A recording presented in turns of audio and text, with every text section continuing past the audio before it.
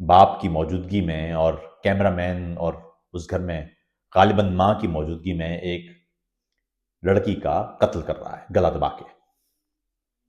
جرائم کے ساتھ معاملہ یہ ہوتا ہے کہ چونکہ اس میں بہت سارے عناصر اور عوامل شامل ہوتے ہیں، اس لیے اس کے بارے میں کوئی حتمی فیصلہ یہاں تبصرے میں کرنا وہ نادرست بات ہوگی۔ وہ تو ظاہر ہے تفتیش کاروں کا کام ہے کہ وہ حقائق سامنے لائیں، لیکن اس بارے میں جو مجھے پڑھنے کا موقع ملا وہ یہ کہ پولیس کے مطابق ٹوبہ ٹیک سنگھ کا غالباً یہ واقعہ ہے اور 10 روز قبل یہ واقعہ پیش آیا، غالباً رمضان میں ہی، اور اس کے بعد پھر راتوں رات اس بچی کو دفن کر دیا گیا۔ 22 سالہ غالباً لڑکی تھی یہ۔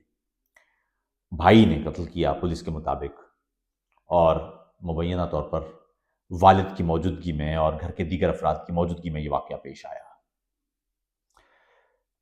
اس واقعے میں واقعی کون ملوث ہے اور یہ واقعہ کیا تھا، کیسے تھا، کن حالات میں پیش آیا، یہ تو ظاہر ہے تفتیش یا جو تفتیشی اہلکار ہیں وہی بتا پائیں گے، لیکن مجھے اس موضوع پر آپ سے گفتگو ضرور کرنا ہے۔ پہلی بات تو یہ ہے کہ ہمارے ہاں، میں نے کل بھی کہا تھا کہ سوشل میڈیا پر جب کوئی چیز آتی ہے تو بیہیویئر یہ ہوتا ہے جیسے پہلی دفعہ کوئی واقعہ پیش آیا ہے۔ ہمارے ہاں بدقسمتی یہ ہے کہ اگر کیمرے موجود نہ ہوں، اگر اچھی کوالٹی کی ویڈیو نہ ہو، تو ہمارا نہ ضمیر جاگتا ہے، نہ ایمان کو کوئی خطرہ لائق ہوتا ہے۔ معاشرے کی بدترین بدکاریاں اور تباہ کن کاروائیاں ہمارے آس پاس حصہ ہیں، روزمرہ کا حصہ ہیں، لیکن چونکہ ان کی ویڈیوز ہمارے سامنے نہیں ہوتی، ہم اچھا کانٹینٹ نہیں بنا رہے ہوتے، اس لیے اس پر نہ ضمیر جاگتا ہے، نہ ہمارے کان کھڑے ہوتے ہیں، نہ ایسا کوئی واقعہ وائرل ہوتا ہے۔ ان دنوں واقعہ کے وائرل ہونے اور حکام کے نوٹس لینے کے لیے بھی ایک ویڈیو درکار ہوتی ہے، کوئی اچھی خوبصورت طرح کی تصویر یا عکس۔ دوستو، معاملہ یہ ہے کہ جب بھی آپ دیکھیں کہ خواتین کے حقوق کے حوالے سے بات ہوگی تو ایک جملہ اس معاشرے میں گردش کرتا نظر آئے گا، اور وہ ہے کہ جی جتنے حقوق ہمارے ہاں حاصل ہیں خواتین کو، اتنے تو دنیا میں کہیں نہیں ہیں۔ اور مزے کی بات یہ ہے کہ یہ بات کہنے والا ایک آدمی ہوگا، کبھی کسی عورت کو نہیں کہتے سنیں گے کہ جتنے حقوق پاکستان میں خواتین کو حاصل ہیں اتنے کہیں اور حاصل نہیں ہیں، کبھی بھی کوئی خاتون کہتی ہوئی نظر نہیں آئے گی۔ اسی طرح کبھی بھی کوئی اقلیتی شخص یہ کہتا ہوا نظر نہیں آئے گا کہ جتنی آزادیاں اور جتنے حقوق ہمیں پاکستان میں حاصل ہیں وہ کہیں اور حاصل نہیں ہے، بلکہ یہ بات کہنے والا ایک اکثریتی یعنی مسلمان ہوگا جو یہ بتا رہا ہوگا کہ اقلیتوں کو سب حاصل ہے۔ اسی طرح ایک مرد بتا رہا ہوگا کہ خواتین کو سارے حقوق حاصل ہیں۔ اس کی مثال اس طرح ہے کہ میں جرمنی میں ہوں اور یہاں ایک جرمن اٹھ کے آئے اور بولے کہ جی مسلمانوں کو تو یہاں اسلاموفوبیا کا کوئی مسئلہ ہی نہیں ہے۔ بھائی یہ تو میں بتاؤں گا نا، آپ کیسے بتائیں گے؟ اقلیتی آدمی بتائے گا نا کہ اس کو مسائل کیا ہیں، یا خاتون بتائے گی نا کہ صنفی طور پر اسے کس استحصال کا سامنا ہے۔ آپ یہ دیکھیے کہ میں اس ویڈیو میں جو سب سے خوفناک یا تکلیف دہ بات تھی وہ یہ تھی کہ کوئی ریزسٹنس بھی نہیں تھی اس لڑکی کی طرف سے۔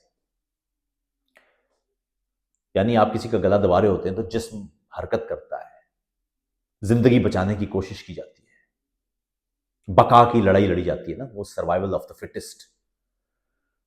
تو سائنس کا اور کائنات کا اور فطرت کا اصول یہ ہے کہ زندگی بچانے کے لیے کوئی بھی زندہ شے کوئی بھی اقدام کرتی ہے کہ زندگی بچ جائے، لیکن آپ اس ویڈیو میں دیکھیں تو نظر آئے گا جیسے کوئی حرکت ہی نہیں ہے۔ سوال یہ ہے کہ کیا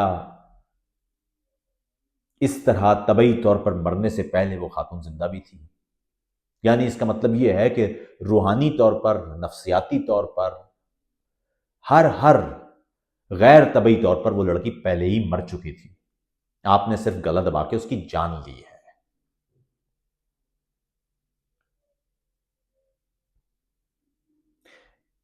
زندہ اور مردہ میں فرق کیا ہے؟ سانس لینا تو زندگی نہیں ہے نا. زندہ کسے کہتے ہیں؟ زندہ اس شعوری حالت کو کہتے ہیں جس میں آپ کو اپنی ذات کا ادراک بھی ہو، اپنے ماحول کا ادراک بھی ہو. سوال یہ ہے کہ ہمارے آس پاس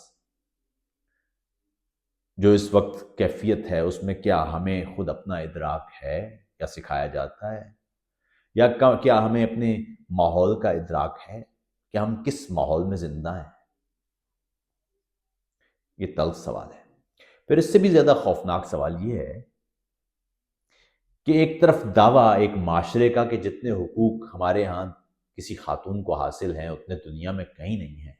میں یہاں جرمنی میں رہتا ہوں، جس کے بارے میں غالباً آپ کے بڑے بڑے جبہ و دستار والوں کا کہنا یہ ہوگا کہ وہاں خواتین کو حقوق حاصل نہیں ہیں، یعنی جرمنی میں یا یورپ میں. یہاں یہ واقعہ پیش آ سکتا ہے. پھر اس معاشرے میں ایک اور خوفناک بات یہ ہے کہ جرم کا جواز دینے کے لیے بڑی آسانی سے کہا جاتا ہے یہ تو جی اکا دکا واقعہ ہے. صاحب یہ اکا دکا واقعہ نہیں ہے.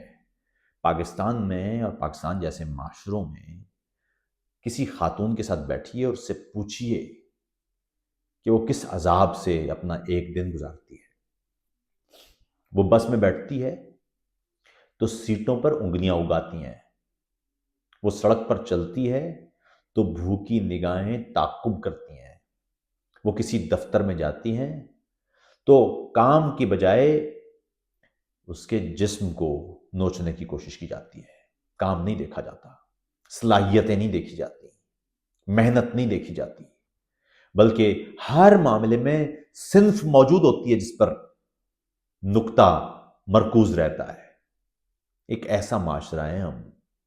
اس معاشرے میں حقوق تو چھوڑیے، اس معاشرے میں کسی خاتون کو برابر کا انسان سمجھنا تو چلیے چھوڑیے، سکون سے سانس لینے تک کا حق حاصل نہیں ہے.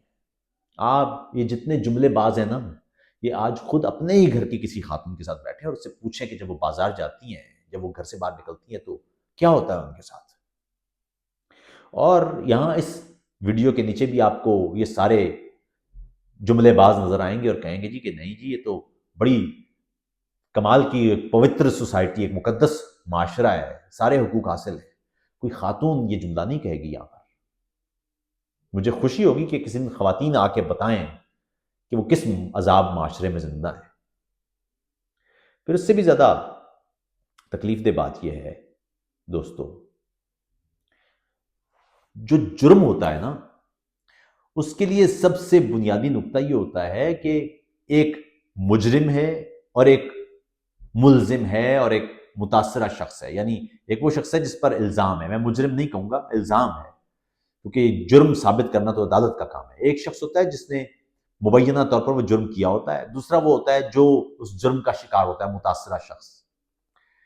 لیکن بدترین حالت یہ ہوتی ہے کہ جو مجرم ہو وہ بھی وکٹم ہو اور جو وکٹم ہو وہ بھی وکٹم ہو.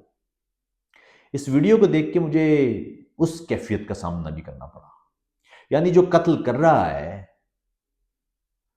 وہ آسان، دیکھو نا یہاں پر اس وقت آپ کے ہاں جتنے بھی جملے باز ہوں گے اور جو سماجیات پر لیکچر دینے والے ہوں گے وہ آپ کو بڑا آسانی سے کہیں گے جی یہ بھائی نے مار دیا ہے، باپ موجود تھا، ان دونوں کو بھی لٹکا دو تو فلاں کو بھی لٹکا دو تو ان کو بھی سزا دے دو تو سزا موت دے دو تو پتہ نہیں کیا کیا کر دو اور عبرت کا نشانہ بنا دو. تو نہیں، مسئلہ یہ ہے کہ یہ شروع کہاں سے ہو رہا ہے، یہ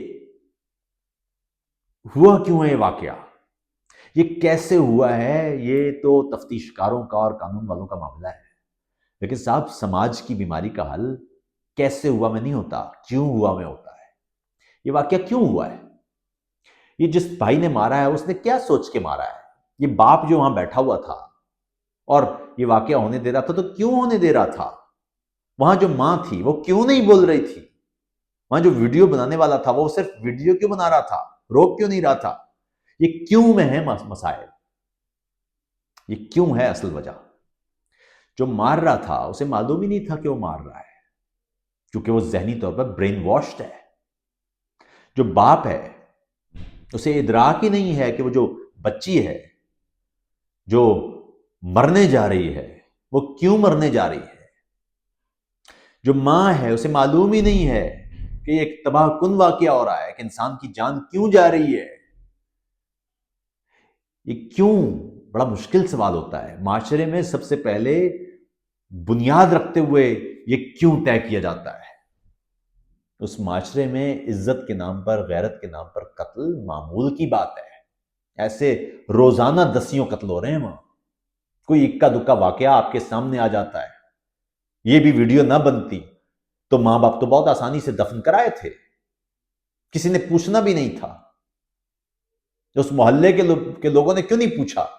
اس گاؤں کے لوگوں نے کیوں نہیں پوچھا کہ بچی کیسے مر گئی ہے؟ بھائی دفن کرتے ہوئے کون سا ڈیتھ سرٹیفکیٹ دیکھا گیا ہے؟ کس ڈاکٹر نے لکھا ہے کہ یہ موت طبعی تھی؟ کوئی پوچھنے والا نہیں ہے۔ اس کا مطلب ہے کہ گاؤں دیہات میں تو یہ درجنوں ہی واقعات ہو رہے ہوں گے۔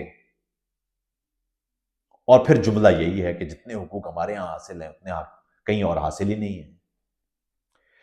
صاحبو، معاملہ یہ ہے کہ جو قتل کر رہا ہے اسے آپ نے یہ بتایا ہے، جواز دیا ہے کہ وہ قتل کر سکتا ہے، اور جو قتل ہو رہا ہے اس کے اپنے اندر آپ نے یہ رکھ دیا ہے کہ تمہارا بھائی تمہیں ٹھیک ہی قتل کر رہا ہے، اس کی مزاحمت ہی ختم کر دی ہے آپ نے، زندگی کی بقا کی لڑائی سے ہی محروم کر دیا ہے اسے آپ نے۔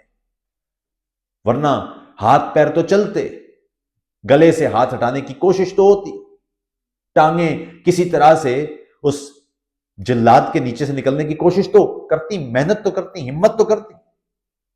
وہ اس لیے نہیں ہو رہا کہ وہ مزاحمت ختم کر دی آپ نے یہ جواز دے کر۔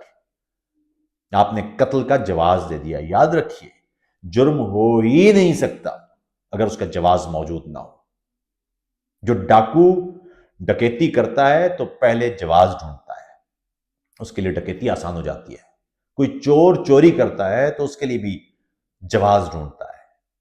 بھائی بیمار ہے، باپ بیمار ہے، بچہ بیمار ہے، بچہ بھوکا ہے، ماں بھی، کوئی نہ کوئی جواز درکار ہوتا ہے۔ جب وہ جواز مل جاتا ہے تو جرم آسان ہو جاتا ہے۔ معاشرے کا کام وہ جواز ختم کرنے کا ہے۔ وہ جب تک جواز موجود رہیں گے معاشرے میں جرم رہے گا۔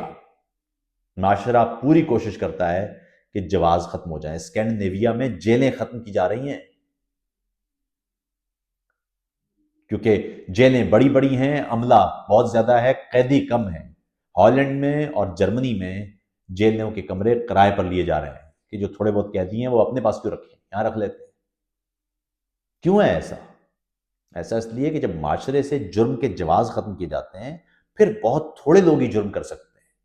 ان کے پاس بھی جواز ہوتے ہیں لیکن وہ جواز من گھڑت ہوتے ہیں، پھر وہ جواز سوال کیے جا سکتے ہیں ان جواز پر۔ میری رائے میں اس قتل کے ذمہ دار آپ، میں، ہم سب ہیں، معاشرہ ہے۔ اس معاشرے میں رہنے والے جبہ و دستار پہننے والے مذہبی بھی ہیں، وہ لبرل لوگ بھی ہیں جو واضح طور پر، دو ٹوک طور پر صنفی امتیاز پر گفتگو نہیں کر پا رہے۔ اس قتل کے ذمہ دار حکومت بھی ہے، اس قتل کے ذمہ دار ہم سب لوگ ہیں جو یہ جواز یا اس جواز کے جواز کی کسی نہ کسی طرح، یقین کیجیے میرے پاس لفظ نہیں ہے کچھ کہنے کو، یہ جواز ختم کرنے پڑیں گے دوستو، یہ جواز ختم کرنے پڑیں گے۔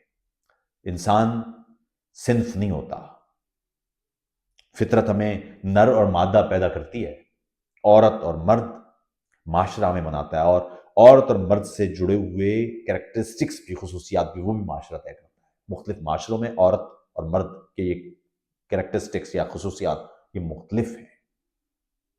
بہتر یہ ہوگا کہ ہم صنف یا جنس سے نکل کر